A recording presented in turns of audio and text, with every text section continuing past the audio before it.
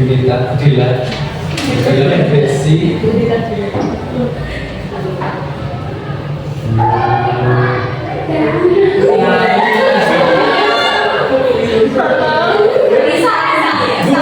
ya Allah, kuliah yang bersaing. Ini kan Pak Mas.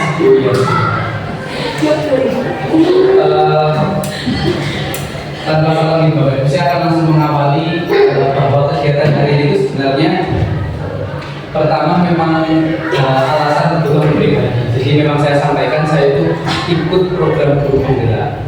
Jadi di antara program guru penggerak itu, jadi memang sistem kementerian itu sangat bagus karena ingin membuat sosialisasi dengan cara yang murah tapi efektif. Jadi sekarang tuh udah nggak undang seluruh guru kabupaten enggak, tapi melalui guru penggerak sebagai tangan pajak kementerian untuk menyampaikan berbagai hal-hal terkait dengan pendidikan. Nah, pada kesempatan ini kebetulan modul 1 itu ada 1.1, 1.2, 1.3, 1.4. 1.4 inilah yang dalam LMS, dalam sistem pembelajaran itu yang harus disampaikan kepada seluruh warga sekolah, khusus guru sebagai aksi nyata.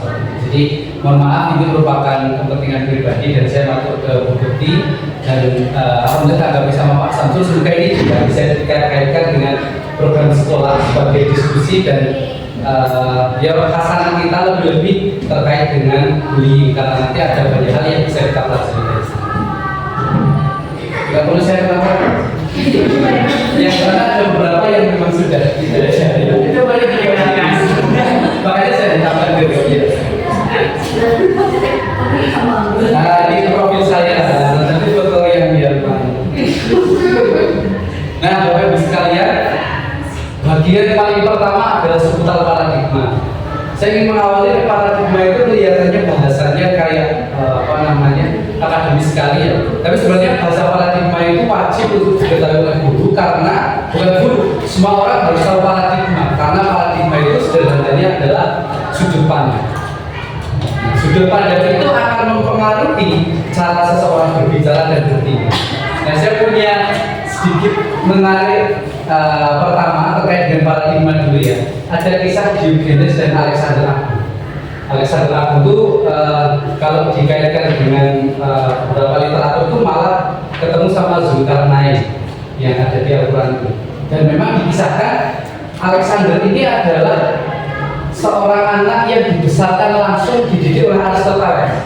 Jadi ayahnya Alexander Agung itu ketika si Alexander usia 13 tahun bayar Aristoteles untuk mendidik anaknya. Dan Aristoteles terkenal sebagai bisu. Nah, ada yang paling menarik dari Diogenes dan Alexander Agung terkait dengan bagaimana kita memahami paradigma.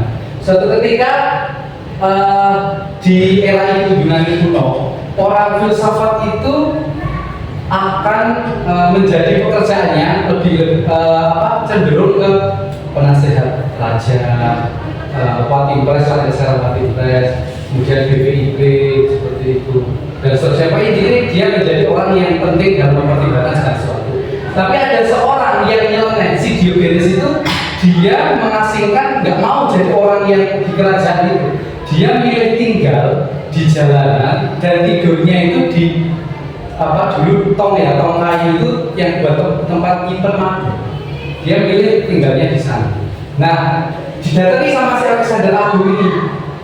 Kenapa kok si Diogenes itu beda sama yang lain? Filsuf-filsuf lain itu banyak yang kerja di counter pandang jadi penasehat. Si dia nggak mau, dia milih di sana. Didatangi si Diogenes itu. Sebelum didatangi ada sedikit cerita. Diogenes itu menganut filsafat sinisme. Nanti ada soal sinisme. Diogenes pernah melihat kejadian. Dia punya batok dari keramik untuk minum. Kebetulan ada lihat anak kecil minum pakai tangan karena nggak punya batok. Dia langsung dikerjakan. Sebagai bentuk saya tidak bisa adil terhadap diri saya. Itu satu pandangan. Yang kedua yang paling menarik adalah Alexander datang kepada si Diogenes, tanya lah cerita-cerita kayak gitu. Kok kamu miskin kayak gini? Mau bilang tak cukupi rumah, harta, kekayaan, bilang aja. Si Diogenes jawabnya sederhana. Kalau memang kamu bisa mengabulkan permintaanku, saya minta satu permintaan saja. Apa permintaannya? tolong menyingkir dari hadapanku karena saya sedang berjemur. Kamu menghalangi sinar matahari yang mengalir. Si Alexander langsung asem bahasanya.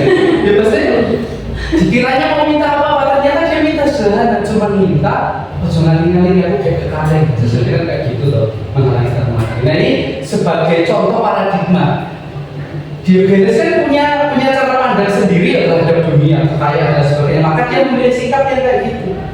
Orang lain mungkin ditanya seperti itu akan mengambil sikap lain, itulah paradigma. Jadi bagaimana cara kita melihat sesuatu? Mungkin kita melihat sama-sama bola. Bukti bilangnya bola, yang lain bilangnya bulat, yang lain bilangnya merah, bilangnya biru dan macam-macam. Itu terkait dengan paradigma. Jadi paradigma singkatnya cara pandang dari sesuatu. Kenapa ini penting? Karena guru akan memandang setidaknya satu rombel kelas. Kalau kita tidak punya kekuatan paradigma yang misalnya kuat seperti itu, nanti kita akan menganggap semuanya sama. Padahal kan tidak ada. Kemudian masuk ke ini Bapak Ibu. Ini ilustrasi Diogenes yang ini kenal nih Bapak Ibu. Atau pendidikan KHD, Ki Hajar. Ini adalah kutipan yang paling familiar di guru penggerak dan secara tidak langsung semua guru penggerak kemungkinan hafal. Pendidikan ala Ki Hajar ini menuntun segala kekuatan kodrat yang ada pada anak agar mereka dapat mencapai keselamatan dan kebahagiaan yang setinggi-tingginya baik sebagai manusia maupun anggota masyarakat. Yang saya sorot ini aja, menuntun ini menunjukkan bahwasanya guru itu bukan penentu. Namanya penuntun itu kan mengiring. Jadi kita melihat peserta didik yaitu bagian hal yang harus kita tuntut. Dan nuntunnya juga tidak sembarangan, sesuai kekuatan kodrat yang ada. Kodrat ini adalah bawaan anak. Nanti kita tahu metafor Pak Ani maupun metafor ikan memanjat pohon itu. Nah itu kurang lebih sama kayak ini. Yang ketiga, keselamatan dan kebahagiaan yang tinggi. Maksudnya adalah semua muara pendidikan itu akhirnya sebenarnya untuk keselamatan dan kebahagiaan. Maka kalau ada pembelajaran yang membuat dia tidak bahagia, itu akan berlawanan dengan konsep pendidikan. Yang terakhir, individu maupun anggota masyarakat. Karena anak intinya dia akan menjadi bagian dari suatu komunitas. Nah, ada yang kenal Pak Dr. Iwan Syahri, itu GTK sekarang. Nah, ini interpretasi filosofi pendidikan yang saya teman-teman. Nah, dia definisi tadi dibuat oleh kementerian sebenarnya bagus dan diulas secara ringkas oleh Pak GTK itu, Pak Iwan Syahri itu, Dr. Iwan Syahri. Intinya kayak gini Bapak Ibu. Kenapa dibuat tata sedia seperti ini akan membantu kita mengingat. Pendidikan itu sebenarnya kayak gini, pendidikan itu peradaban. Kita didik itu bukan untuk dia kerjanya apa, besarnya, punya penghasilan berapa orang, tapi kita membuat peradaban. Peradaban itu kan suatu komunitas besar, maju atau tidak seperti itu. Kemudian dinamis.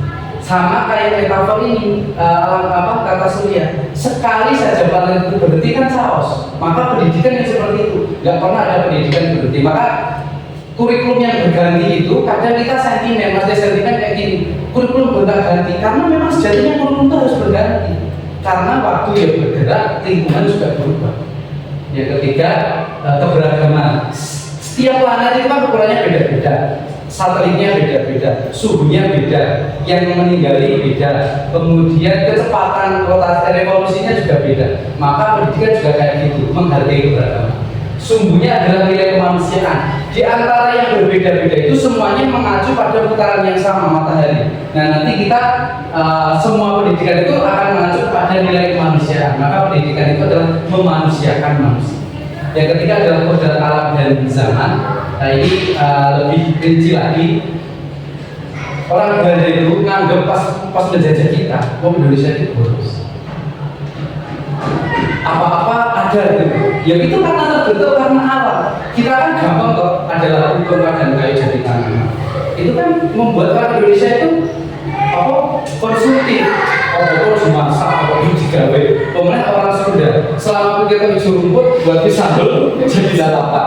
Jadi kan, tapi orang Belanda enggak. Orang Belanda itu paling dasarnya geni ya, geni itu apa? Rajin menabung, ngaji gitu. Gemi, jadi orang Belanda itu gemi karena punya 4 musim, maka dia punya kesempatan kerja di 2 musim. Nah, winter dia harus di rumah dan harus punya bekal makan.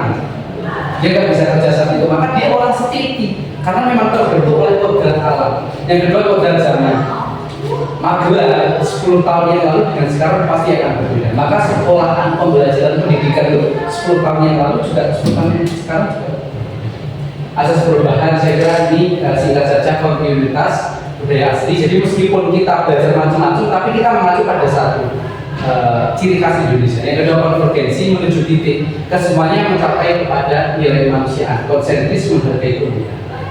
Ini ada yang menarik. Nah kita mulai masuk. Ini akan membangkitkan ya. Ya memang sangat membangkitkan. Saya ketika baca dan teman-teman dalam diskusi. Ini materi paling berat karena ada berapa puluh modul ya. Jadi banyak sekali sampai berhari-hari. Pertama, nggak usah dilakukan atau mendaftar setelah kita akan lakukan permainan coba lakukan. Coba lakukan itu seorang atau menggenggam, bisa praktekkan dengan anak. Anaknya suruh menggenggam tangan. Kemudian berpasangan 2 orang. Ketika yang satu menggenggam, yang lain silakan membujuk dengan cara apapun. Kon buka. Mau digentiki, mau diajak, mau dimingi-mingi, mau ditukar biksu, mau buka, terserah. Nah, gantian. Kalau sudah selesai bergantian, ada yang buka atau ada yang tutup, sampaikan alasannya kenapa. Ternyata pelajaran yang bisa diambil dari sana Bapak Ibu sekalian bahwa yang menentukan buka tutup itu siapa? Diri kita sendiri. Maka yang paling menentukan sikap perilaku itu sebenarnya datang dari diri sendiri, bukan orang lain.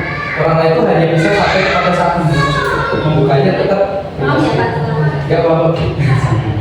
Nah, yang ini teori kontrol Dr. William Glasser ada miskonsepsi kontrol. Ini kita bukannya aku dan kita banget. Nah itu ternyata kapusan, ilusi. Kita kapusan, kita ilusi kalau guru itu ngontrol murid. Itu buruk banget, mesti enggak relevan. Memang enggak seharusnya kayak gitu. Kita tuh bukan siapa-siapa bagi murid. Bagi murid dalam arti pengontrolan ya. Dia yang menentukan nilai. Yang kedua, ilusi juga. Kalau kita mengatakan penguatan positif, efektif dan bermanfaat, apa yang kita sistem misalnya ini harus seperti ini, itu ya oke dalam beberapa, tapi dia akan punya ketergantungan. Nek sistem itu nggak ada, nek gurunya nggak ada, dia akan keluar karena tidak dari dirinya sendiri. Yang ketiga, ilusi kalau kritik membuat orang merasa bersalah dapat menguatkan karakter. Ini juga. Kadang kita kritiknya kan dulu kita ya kritiknya halus, tapi ternyata sama saja kadang kita kadang tidak terasa menjatuhkan mental anak. Dan itu merupakan sangat utopis sekali sebenarnya, itu kepuasan kita. Nah anak nakal terus kita mengomentari dan membuat dia bersedih itu kita puas, tapi itu yang merupakan kepuasan kita tapi tidak sesuai dengan asas pendidikan karena itu subjektif. Yang ketiga, ilusi bahwa orang dewasa memiliki hak memaksa. Ini sangat salah. Ya kita merasa manut seperti itu. Ya, oke, manut dalam beberapa hal yang baik, tapi kadang memang ketika kita memaksa itu ya tidak layak dalam masih. Next, dibatalkan saja. Nah, kita akan lanjut Bapak Ibu. Bagaimana Anda melihat dunia? Bagaimana Anda berpikir tentang manusia? Ubah paradigma. Ini mulai dari cara berpikir tentang paradigma yang tadi. Jadi Bapak Ibu sekalian, ada 2 bagian. Satu stimulus respon, yang kedua teori kontrol. Kalau stimulus respon itu nanti kita bicara sistem. Mau mengkondisikan anak harus terikat pada orang maupun aturan. Tapi kalau sudah teori kontrol, itu kita melihat seseorang itu sebenarnya sudah bisa. Maka mohon maaf, kadang kita ketika membuat peraturan yang terbayang di kepala kita apa? Saya juga tahu melalui modul ini. Ketika misalnya kita membuat peraturan tidak boleh mengejek teman, yang kita bayangkan apa? Kita harus punya dasar yang mengenaskan karena kita menganggap anak arah ngejek orang. Kita punya aturan misalnya dilarang membuang barang. Kita pikiran kita apa misalnya? Kita harus anggap merah buang sampah sembarangan. Jadi ini merupakan suatu yang banget ya, maksudnya kita membuat peraturan kadang kita mikir itu secara positif, kita mikirnya anak ini anak enggak seperti itu, padahal berangkatnya kan pendidikan dari arah positif dari diri saya. Nah, stimulus respon realitas. Nek orang terbiasa stimulus respon, ini yang kurang direkomendasi sebelah kanan. Realitas kebutuhan kita sama, padahal seharusnya tidak. Tiap anak itu berbeda-beda, maka kebutuhannya juga berbeda. Semua orang melihat yang sama. Kita anggap semua orang melihatnya sama, tapi nek dari kontrol enggak. Semua orang punya persepsi dan gambaran sendiri. Jika kita mencoba mengubah orang agar pandangan sama dengan kita, nek dari kontrol enggak. Kita berusaha memahami pandangan orang lain tentang dunia. Jadi kita tidak memaksa anak melihat ini enggak, tapi kita tahu anak itu melihat ini bagaimana caranya. Kemudian perilaku buruk dilihat sebagai suatu kesalahan. Dari kontrol enggak, semua perilaku memiliki tujuan. Ini yang keren banget. Jadi nanti ini agak nyambung dengan yang nanti. Jadi anak nakal itu sebenarnya ada motif dan alasannya. Kadang ini yang saya dan kita semua terlewat. Kita tahunya anak nakal bicara kotor itu salah, keliru. Padahal bicara kotornya itu kalau digaris bener iso kemungkinan guyon. Ya meskipun guyon seharusnya salah, tapi kan anak belum tahu seharusnya salah. Yang kedua mungkin karena mencari perhatian. Nih mama misalnya nggak pernah dia temennya, maka dia ngecek bisa lihat temennya perhatian. Atau kebebasan dia ingin menunjukkan aku berani terhadap diriku sendiri, mengekspresikan diri. Dan yang paling membanggakan Bapak Ibu misalnya kayak gini, ini muncul dari baca itu terus saya pilih temen kayak gini. Kita barangkali pas di kelas pengen banget anak meneng anteng, tapi dari SMA tuntutan guru SMA pun bisa presentasi. Kan tidak terlihat toh. Jadi maksudnya ya memang mungkin ramai di kelas itu gak baik, tapi kan sebenarnya kita beralasan kalau kita menciptakan lingkungan yang mendukung tetap bisa berlangsung. Tapi saya juga punya gambaran dulu ya, hujan dari SMA Senin ini kalau konsentrasi posisi ngomong Senin ini maksudnya kepilih bisa ikut saya dulu kadang terumbang ambing. Kemudian orang lain bisa mengontrol saya kalau untuk respon. Ini hanya Anda yang berbeda. Saya bisa mengontrol orang lain, aku tidak bisa. Pemaksaan ada pada saat bujukan gagal, kolaborasi dan konsensus menciptakan pilihan.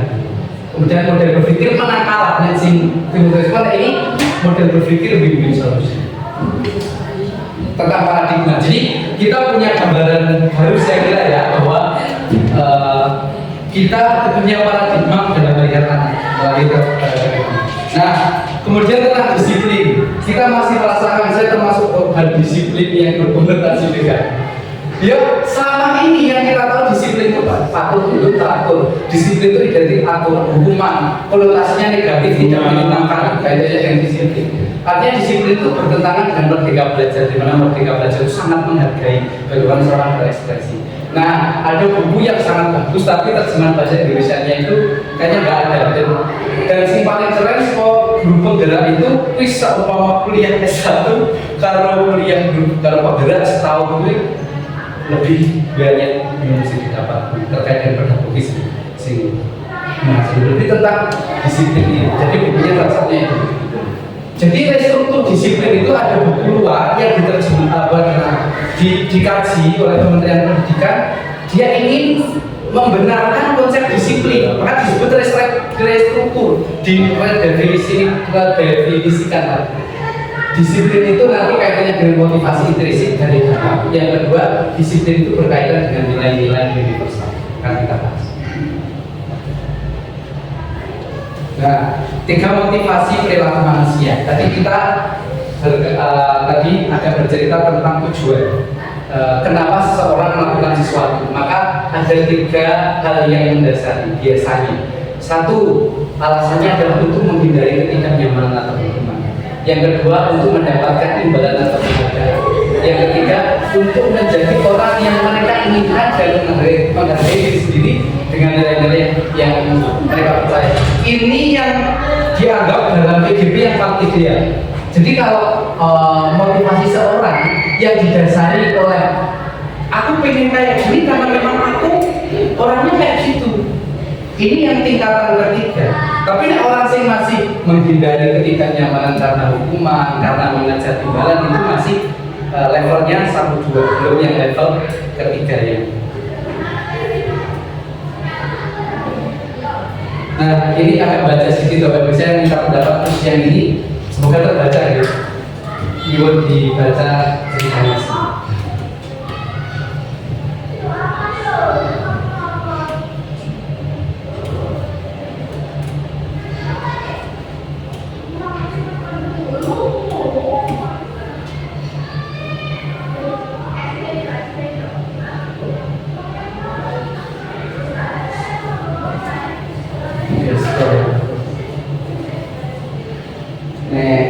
Komentar misalnya ada yang mau mengawali pertanyaannya gimana refleksinya? Belum selesai. Oh belum. Yang nanti Pak dibaca si waktu tadi. Oh nanti pulangnya semoga jangan dibaca.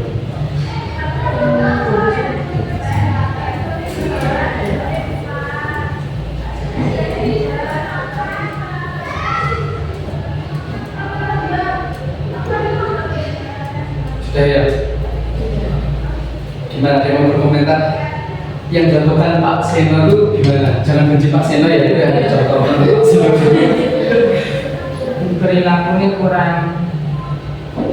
Nah, menurut saya kan menuduh ya, tidak membuat si Ivannya itu nyaman. Nah, saya harus terkait terbuli dong si Ivannya. Karena teman-teman ya kan yang membantu malah kayak yang mengatur pembulian mas guru nih.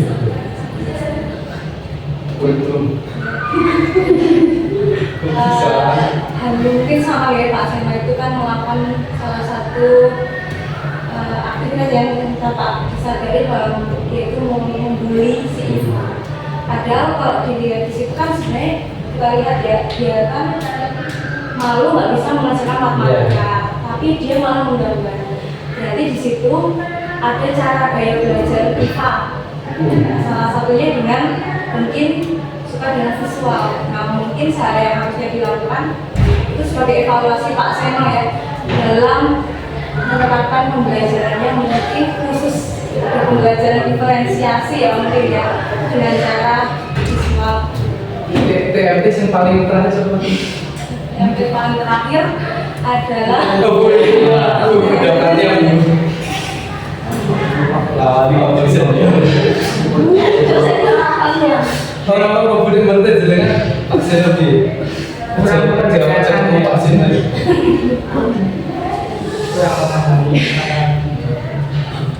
aku mau vaksin apa mau baru ya. Oke, terima kasih Bapak Ibu. Dulu itu melalui pertanyaan reflektif ini kita akan mengenal 3 jenis tiga hal: hukuman, konsekuensi, dan restitusi. Restitusi ini menurut saya ini adalah apa? Menemukan tempat wisata sing apike apa? hidup dia. Iya, ini hidup jadi satu kita empati restitusi. Dan itu tak praktekkan buat pola Alia, budaya pola Alia termasuk si Zafran, ini ya Pak Alvin. Jadi berdasarkan kasus itu kita tahu satu ada jenis namanya hukuman. Hukuman itu sifatnya tidak terencana, tiba-tiba anak atau murid tidak tahu apa yang terjadi dan tidak dilibatkan, bukan bersifat satu arah, pihak guru yang memberikan dan murid hanya menerima suatu hukuman tanpa mulai suatu kesepakatan.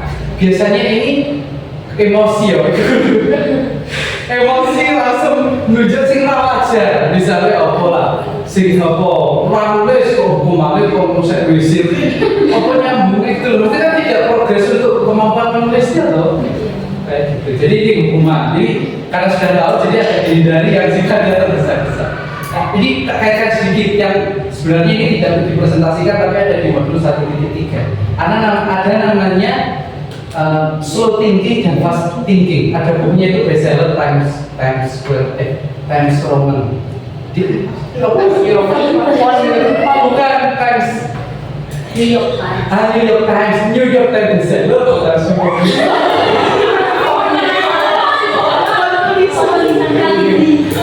Jadi apa ada itu sing tentang lintas apa? Slow thinking dan fast thinking. Berpikir lambat dan berpikir cepat. Ternyata berpikir lambat itu malah sangat disarankan. Berpikir lambat, ya kita bareng. Tapi kalau bedakan ya, susunan katanya nggak boleh berpikir lambat atau kayak lambat berpikir nggak boleh. Saya berpikir lambat itu mungkin kalau orang dulu menerjemahkannya itu bersabar dulu. Nah, ditelaah berpikir sebelum bukan betul. ditelaah dulu hati-hati. Berkaitan dengan anatomi otak, sing berkaitan dengan fast thinking atau slow thinking. Ini sangat menarik dan mudah diingat. Jadi gambaran otak itu orang menghafal seperti ini Bapak. Ini otak batang, ini otak emosi, namanya ini otak reptil, yang ini otak mamalia. Yang empat di atas ini yang jari-jarinya adalah otak luhur. Otak luhur. Otak luhur ini bertugas yang logis, masuk akal, make sense dulu. Tapi dari emosi ini orang, pokoknya memperturutkan perasaan. Makanya orang yang emosi itu kayak gini Bapak Ibu kejadiannya. Ini cepat. Serius. Emosi ini keluar, ini orang dilibatkan logika. Makanya yang orang emosi misalnya ngamuk, apa emosi mukul kan kadang mukulnya barang orang kenal untuk kosak itu loh. Karena kita menggunakan logika, maka berpikir lambat itu berusaha kayak gini. Nek melihat konteks kejadian, pelan-pelan, terus mencari tahu, dari paradigmanya konteks kejadian yang enggak tergesa-gesa. Maka biasanya kan kadang anak kita refleks itu, tidak masuk akal gitu loh jadinya. Kita saat memberikan instruksi apa-apa sih tidak usah. Lanjut. Yang kedua, tingkatan kedua, hukuman paling rendah ya Bapak Ibu. Ini paling sangat dihindari. Kedua, konsekuensi. Ini agak mendek, tapi nanti tetap ada yang di atasnya. Konsekuensi ini terencana, sepakati, sudah dibahas, disetujui oleh murid juga. Umumnya ini dibuat oleh pihak guru, tapi siswanya sudah tahu sebelumnya. Jika kalau dia melakukan pelanggaran, dia tahu yang dia lakukan. Seperti itu. Tapi konsekuensi ini masih terikat pada orang lain, pada sistem yang tadi, sistem aturan yang dan ini belum berangkat dari diri sendiri. Dan ini kelemahannya ini, dia tetap merasa tidak nyaman. Pasti tidak nyaman itu dia merasa aku dihukum, mau aku mecahkan pot plastik kotak nama, aku merasa itu mau mecahkan botol. Dan ini sifatnya tidak nyamannya meskipun jangka pendek ya. Nek yang hukuman tadi jangka panjang kalau sifat seno kan kayak iso tekan dewasa langsung matematika. Contoh paling tidak dari kita Pak Agus. Aku rasa matematika ceritanya gara-gara guru SMP ini, nah SMP menurut itu gua kok nek sing pinter-pinter terjadi nek sing bodoh atau jajan. Pintar banget waktu jadi padahal ya mobil 2.1 bocoran itu ada jenengan kebutuhan belajar, ada scaffolding. Scaffolding ini teknik memberi bantuan terhadap anak yang punya kesiapan belajar yang berbeda. Jadi justru dari samping tapi kalau ditekani, diberikan pertanyaan yang sifatnya mengembangkan dan menantang seperti itu. Tapi yang siswa sing lambat, memang kita bolak-balik apa namanya scaffolding. Jadi memberi bantuan itu adil dalam arti kelas kan nggak harus sama, malah justru adil itu sesuai dengan kebutuhan. Nah ini konsekuensi. Jadi atau mending ya konsekuensi. Tapi ada syaratnya. Konsekuensi ini tidak datang dari datangnya dari sistem sekolah, tapi siswa sudah tahu. Dan siswa orang ngerti, tapi tiba-tiba dilakukan punishment itu masih dalam curriculum. Nah ini yang hidden gem-nya, restitusi.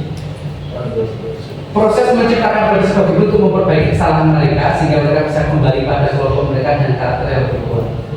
Jadi kayak gini Bapak Ibu, nanti akan kita tahu ada 3 langkah restitusi. Tapi sebenarnya restitusi kayak gini, Pak Kun persis jam 13 gitu. Pak Kun itu melakukan restitusi. Tapi Pak Kun kan benar restitusi. Apa tadi prostitusi? Kok tenang? Tapi jadi sensor sebenarnya. nah itu orang apa kan diskusi itu Pak vulgar artinya aktif apa? Aktif.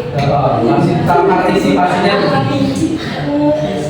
Nah ini Bapak Ibu, jadi Pak Kun itu tadi pengen tahu kesalahannya orang tidak dimulai dari Pak Kun. Pak Kun orang begini tuh ngopo kayak ini orang Pak Kun. Kemarin kamu ngapain? Mun Jadi restitusi yang paling awal itu membangun kesadaran anak tahu apa yang terjadi pada diri.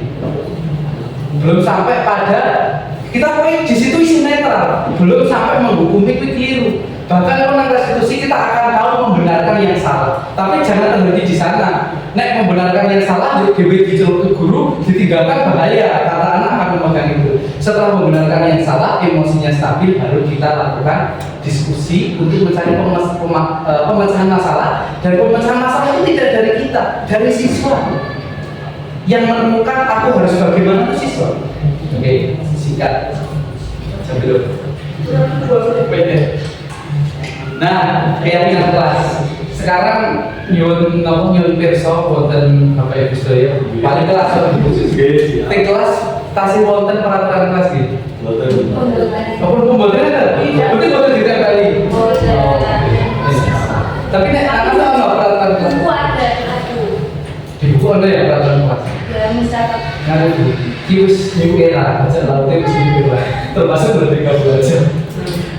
Jadi wis ora relevan peraturan kelas. Relevan dalam arti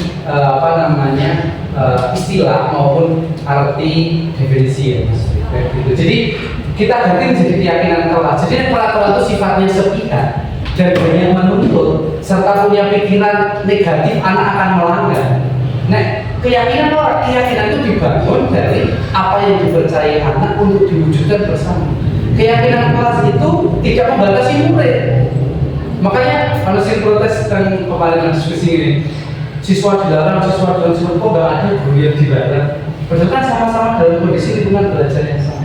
Maka keyakinan kelas itu mewujudkan keyakinan kelas itu berlaku untuk semua warga sekolah. Bisa tingkat kelas, berarti artinya tingkat kelas, tapi sifatnya keyakinan. Semua yang ada di kelas itu harus menjalankan dan meyakini keyakinan kelas tersebut.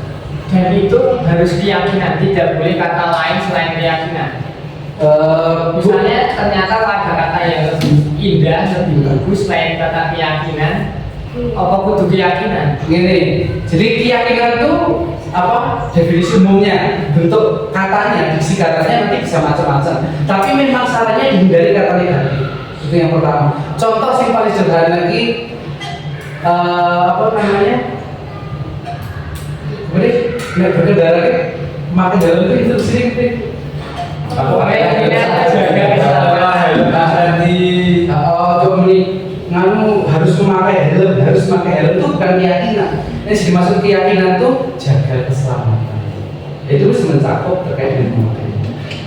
Itu wujudnya kayak gitu.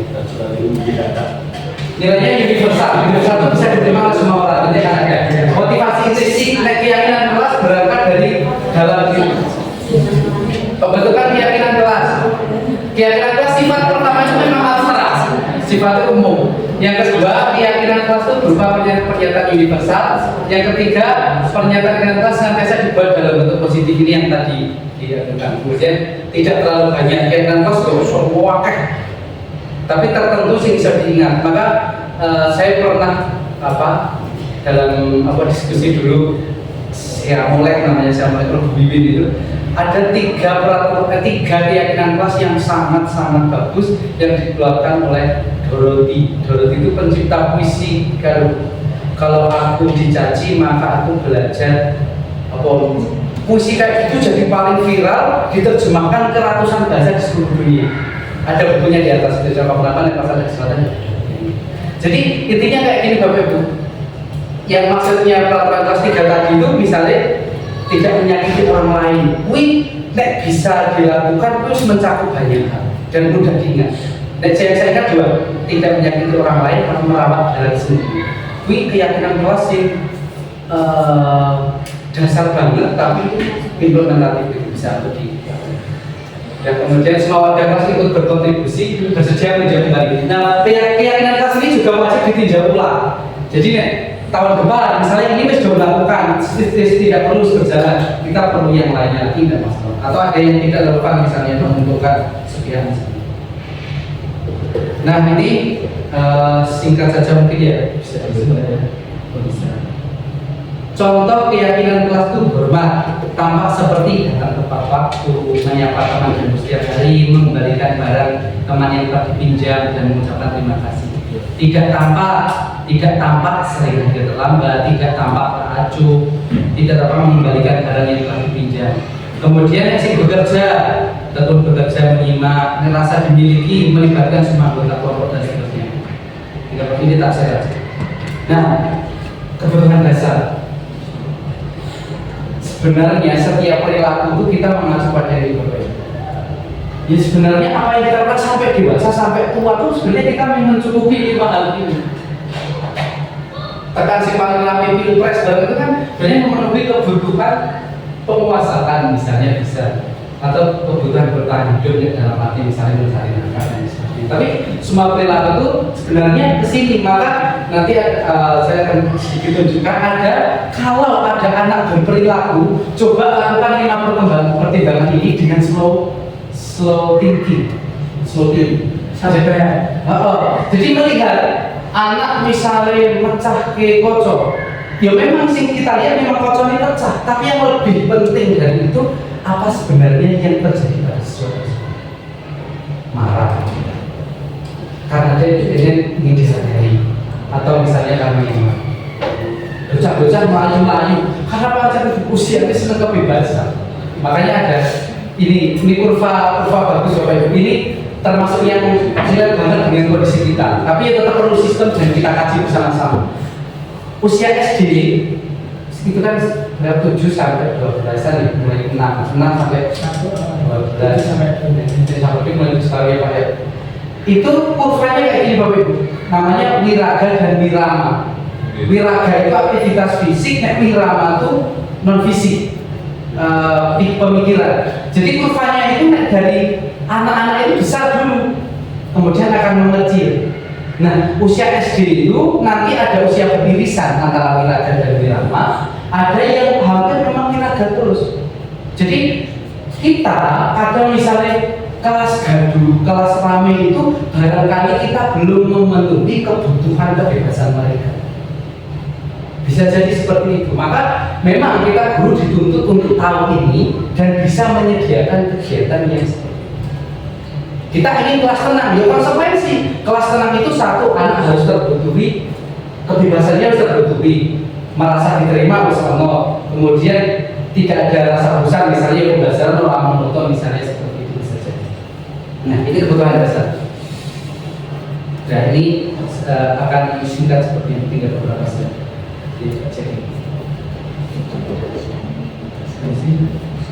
Jadi dua slide. Nah, nih ada ini dia membangunkan masih di restitusi.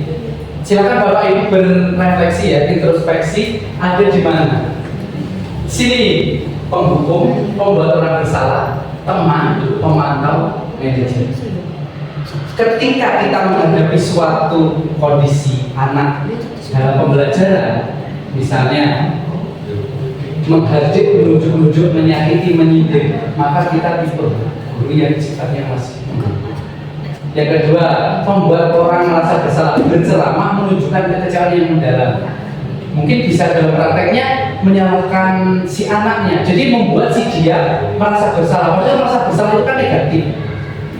Beda dengan introspeksi loh ya, merasa bersalah itu menyudutkan dia. Jadi hanya membuat si dia merasa terpuruk. Beda dengan introspeksi yang dilakukan Pak Pun tadi. Nah, introspeksi kan membangun arahnya. Membuat merasa bersalah itu membuat dia semakin terpuruk.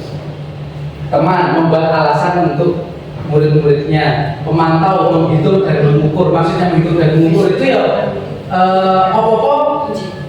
ini gitu loh maksudnya. Ini pasti pemantau itu rekomendasi, maksudnya sistem yang berlaku. Menghitung mengukur itu ini kesalahannya ini masuk di konsultasi dan jadi. Kalau yang manajer itu mengajukan pertanyaan-pertanyaan nanti direstitusi ya. Nah, contoh ini yang guru berkata ya, ini lebih dengan tadi. Guru berkata, kalau kamu tidak melakukannya saya akan. Ini ciri penghukum. Pembuat merasa bersalah, kamu sudah mengecewakan bapak ibu kurang sae, itu membuat merasa.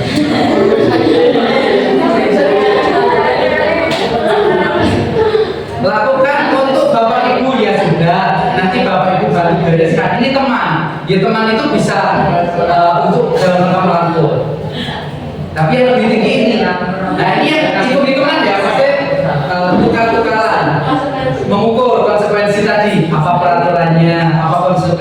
kamu seperti itu harus ngapain, apa yang kamu lakukan, apa yang terjadi sekarang. Ini manajer. Jadi ternyata guru itu punya jejak karir sampai manajer, sampai posisi kontrol. Tapi kita bisa sampai sini itu enggak? Apa yang kita yakini, ini bahasa ini bisa diterjemahkan dengan bahasa sendiri, Bapak. Karena anak kamu dan apa yang kita yakini. Terjemahkan sama.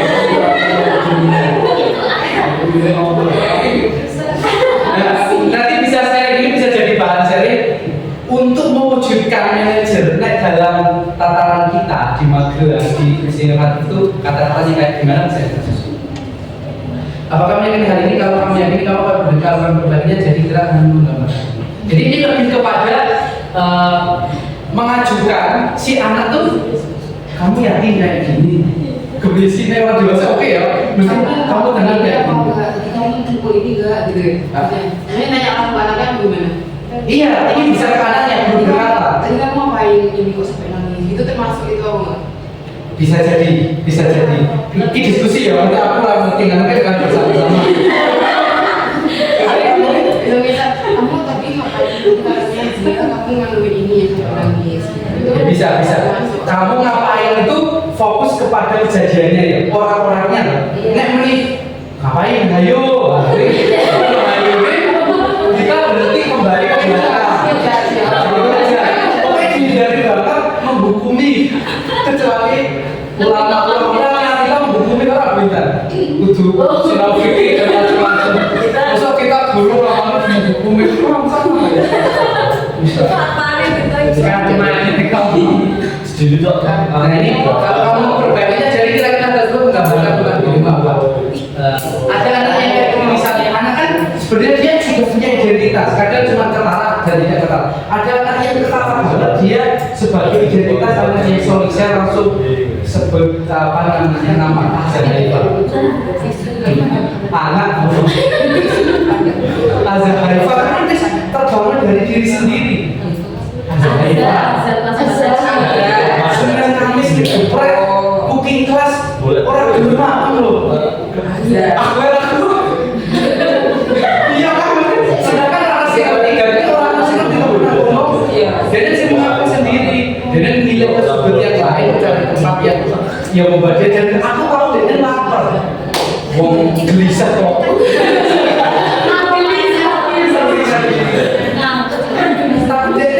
ingin menjadi karakter yang dia mau yaitu anak yang solid bahasa dia karakter identitasnya dia. Nah ini yang identitas yang terbentuk seperti ini Bapak. Jadi mempertanyakan identitas itu kayak gitu intinya. Kita berusaha menggali kamu kayak gini tuh bener mau kayak gini. Kamu memang kayak gini anaknya gitu. Tapi jangan menjudge gitu. Nah, ini yang hal-hal seperti ini bukti kalau bisa menjadi bahan nanti ya. Artinya sudah ada bahan, cuman belum terlalu riak karena bahasanya kan belum tarafnya belum sampai ke jenjang kita misalkan. Nah ini bisa jadi kan.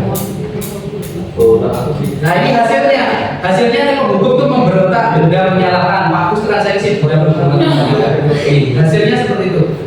Menyembunyikan, menyangkal, berbohong. Nah ini anak ketika ditanya kejadian berani berbohong berarti ada kemungkinan dia sering nek mengaku jujur dipojokkan. Ini hati-hati teman. Asalkan dia berbohong karena misalnya melakukan sesuatu dia bohong, dia kan menghindari ketidaknyamanan. Itu terjadi karena sebelum-sebelumnya dia ingin jujur dihukum, sehingga dia dihukum, sehingga mending ngapusi di dalam. Nah ini termasuk yang perlu kita perbaiki. Maksudnya ketika anak terus tidak mau berbicara tentang dirinya, kan identitasnya itu sulit digali. Ketergantungan ini kaitannya dengan teman. Kalau guru ya aman. Yang ketiga, menyesuaikan bila diawasi. Ini ada pengawasan. Nah ini menguatkan watak karakter terbentuk identitas. Nah, wis puncaknya ini Bapak Ibu. Segala diskusi tak perlu difoto, silakan difoto. Ini langkah panduan dan aplikatif bisa dilakukan dalam kehidupan sehari-hari karena setiap hari kita mesti ketemu 30 anak, ya 30 lebih masalah. Kurang-kurang 10 minimal satu anak satu masalah itu minimal dari berbagai masalah. Nah, ketika diskusi mulai dari ini Bapak Ibu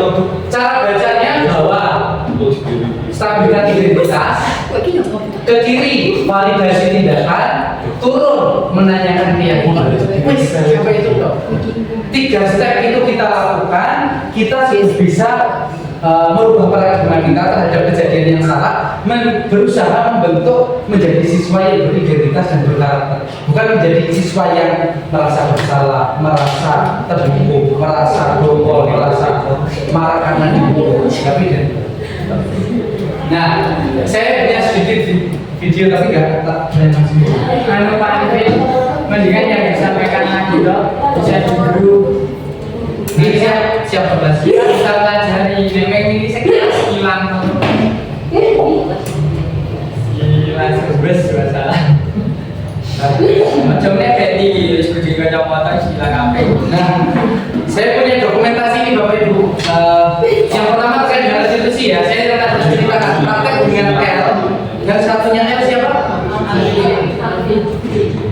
Alvin L dan A. Oh, namanya Alvin bukan video, singkat video. L itu kasusnya berbicara kotor. Kotor. Nah, kotor.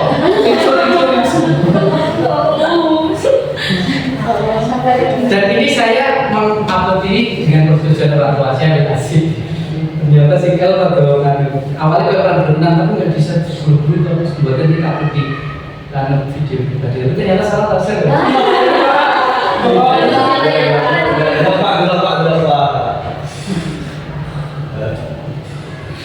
Ibu apa?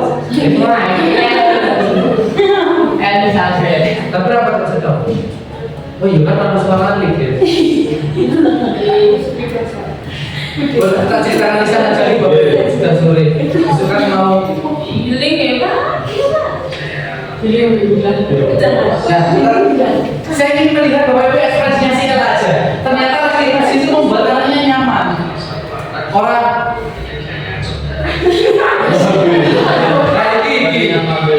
jadi penjelasan. Nah, aku pas rekaman ini kita diskusi memang menyita waktu ya, dan kita harus menyelesaikan gak boleh berhenti di tengah. Si siapa kembar apa itu orang ini apa itu tadi ngomong ganjok. Aku kan bisa ngomong tadi kuwi. Aku kudu menyelesaikan sedikit sih toh. Ya udah sedikit, berarti kita.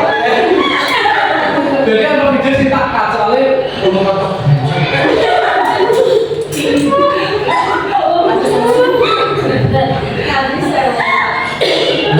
Kedua, setelah stabilkan identitas, validasi tindakan. Jadi stabilkan identitas itu kita murni menanyakan konteks kejadiannya tanpa menyalahkan apa yang terjadi. Terus kamu melakukan apa saja, sebabnya karena apa seperti itu. Nah, sih validasi tindakan yang salah. Pertama kita memaklumi Bapak Ibu. Aku ngomong nenek L. Ustaz tahu L kayak gitu bercanda tuh. Mau aku bercanda nggak apa-apa nih bercanda, tapi tak kasih tahu di sini tuh orang-orangnya banyak semua mendengar. Ini kamu bicara jelek yang lain jadi tahu dia bisa jadi tertular. Jadi bicara jelek itu tidak baik karena bisa terdengar orang lain. Jadi membenarkan pertama, kalau L kan nggak, bisa pilihannya kayak gini. Saya biasanya kayak gini. Pertama, simpatis tak gunakan orang pokok kemarin belum ngerti tahu misalnya kalau si biasa mau Alvan gitu sopo si Ano jajan Ano kok sini oh itu nggak apa-apa Rafa tadi belum tahu belum bisa nggak enggak itu termasuk bagian kecil dari emosi kita mengiyakan supaya dia bisa menerima karena otak kan tidak suka nggak bisa dimasuki apapun ya maaf.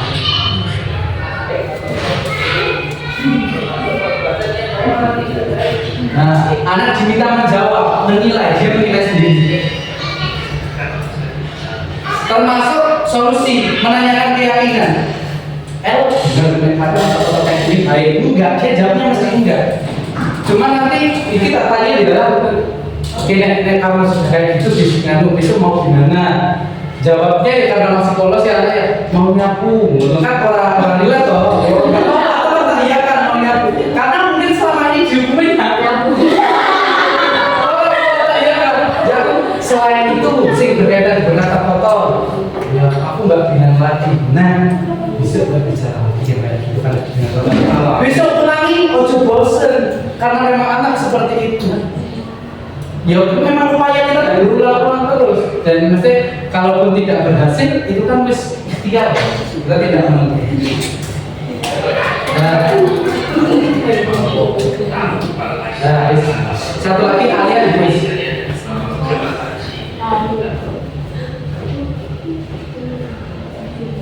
Alia, mau sini serta dulu deh bulan. So, ini Alia. Alia Rola. Nah, Alia ini fokusnya kayak gini. Si Alia itu punya keyakinan yang berangkat dari orang tua. Next, jadi orang disalahin oleh bales. Ya udah nggak masalah, aku menerima kuih. Tapi kalau masalahnya balasannya tidak setimpal. Aku boleh nendang kok terus mono. Jadi dia siapa? Oh iya berarti ya. Soalnya kan kungfu, maka dia alasan itu taekwondo tuh nek dijati semua. Jadi kuih tak seorang tua jadi lagi kalian nonton jadi terima kasih itu saya jadi punya ilmu yang dulu. Dan akhirnya mama katakan Alia, boleh kita membalas, tapi membalas itu tidak seenaknya kita. Harus kita lihat apa kesalahannya orang lain. Tak tanyakan, nek diejek balas nendang apakah boleh? Jadi kan tetap menjawab tidak boleh, tapi jawaban itu lahir dari keyakinannya dia. Bukan kita salah nendang, coba ngomong itu tidak. Jadi olahraga 19 menit. Seperti itu Bapak Ibu yang minta maaf sekali.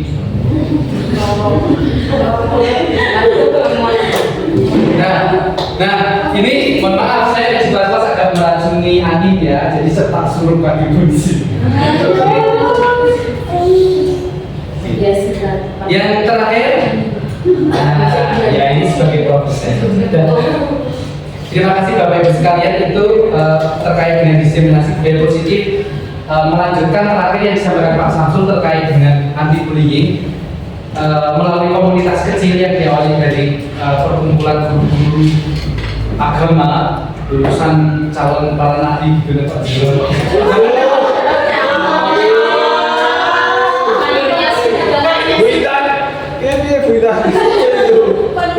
Pak Zul kan ekstremis lah, ini fakultas agama Islam, calon nabi kafir gitu.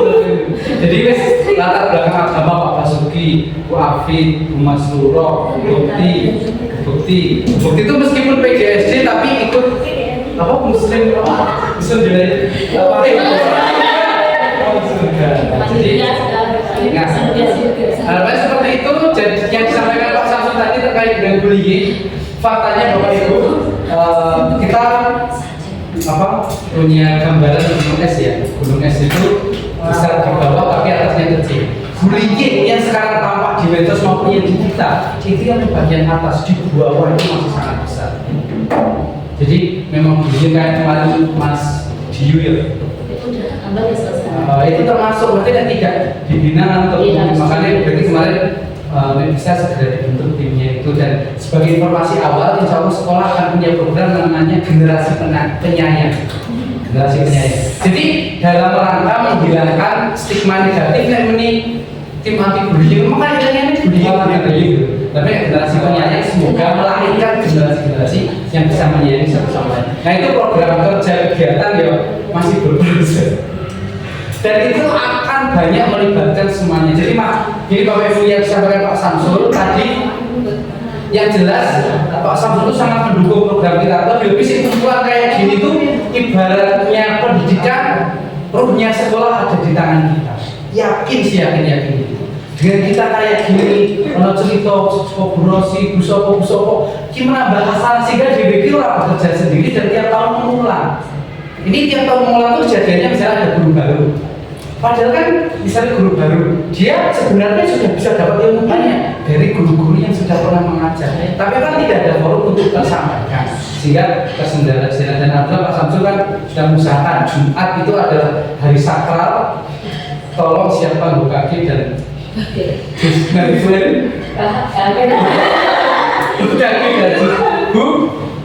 guru yang merasa senang yakin setelahnya akan besar.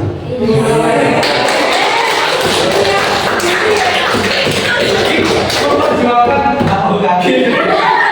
Terima kasih. Tadi tanpa salam saya akhiri. Terima kasih.